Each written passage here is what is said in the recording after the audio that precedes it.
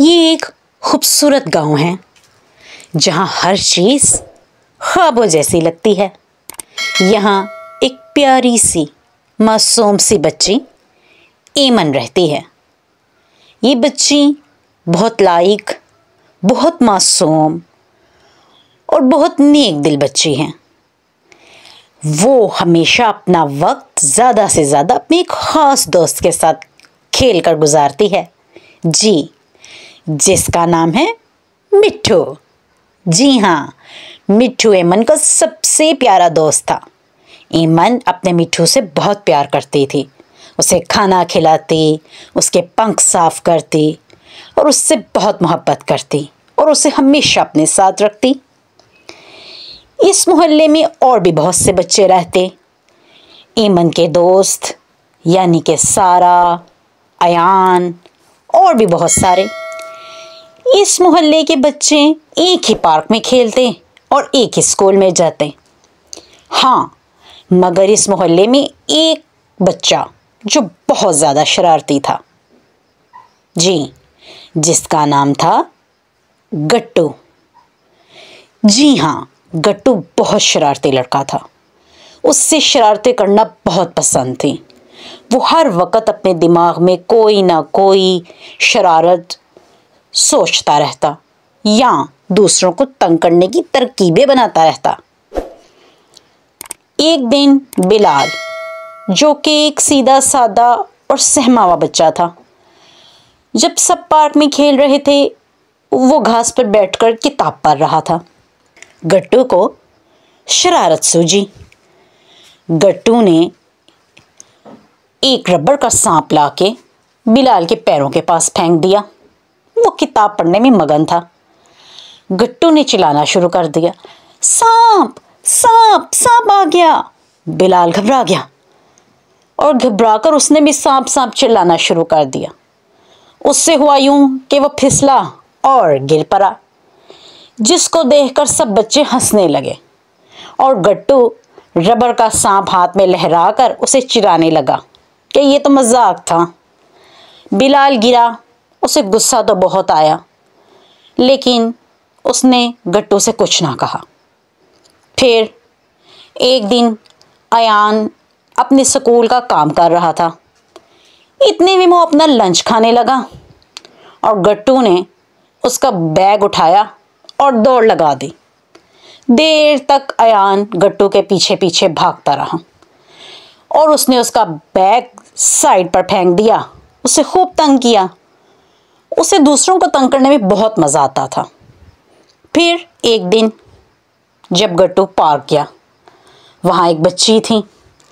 वो आइसक्रीम खाने में मगन थी। सारा अपने ध्यान खरी मज़े से आइसक्रीम खा रही थी। वो आइसक्रीम खाने में मगन चलती चली जा रही थी।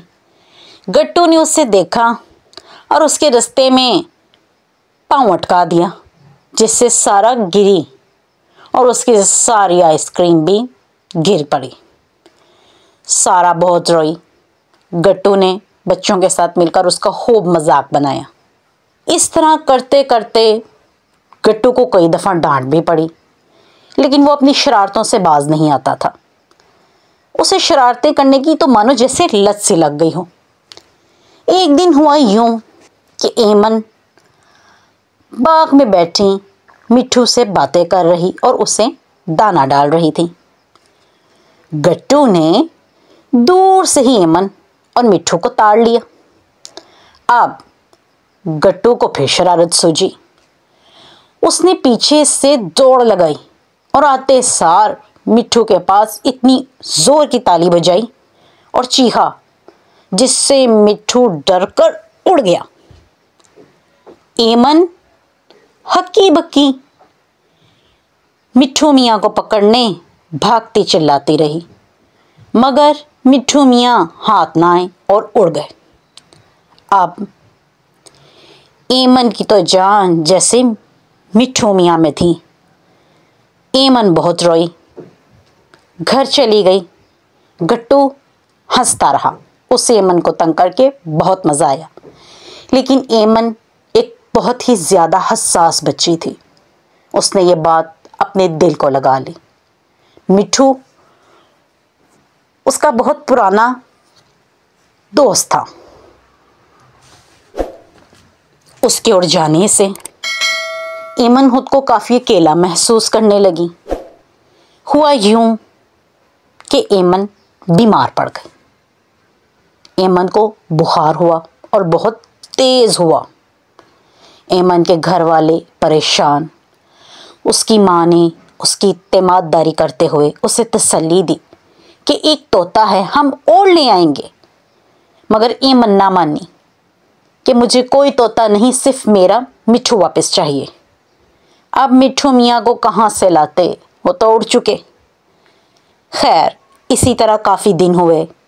एमन स्कूल भी नहीं आई और ना ही पार्क में खेलने के लिए नजर आई। फिर गट्टू ने एक दिन देखा कि एमन की माँ उसकी तिमारदारी कर रही है, सर दुबा रही है और एमन बुखार में तपी लेटी हुई है। अब गट्टू ने जब उसे बिस्तर पर पड़े देखा तो वो घबराया और बहुत शर्मिंदा हुआ। उसने दिल में महसूस किया कि उसे ऐसी हरकत नहीं करनी चाहिए थी कि जिससे किसी की जान को ख़तरा हो जाए। अब वो बहुत शर्मिंदा था, लेकिन क्या करता, मिट्ठू मियाँ को कहाँ से वापस लाता। वो काफ़ी खामोश रहने लगा। कुछ दिन उसने कोई शरारत भी नहीं की।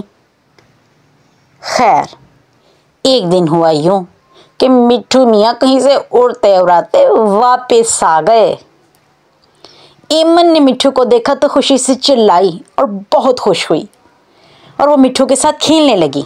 एमन अब बहुत खुश थी मिट्ठू मियाँ को वापस देखकर। गट्टू भी दूर से खड़ा ये मंजर देख रहा था। वो भी बहुत खुश हुआ एमन के लिए, लेकिन अब वो अपनी तमाम शरारतें जो उसने दूसरे बच्चों के साथ की थी सबको याद करके बहुत शर्मिंदा था।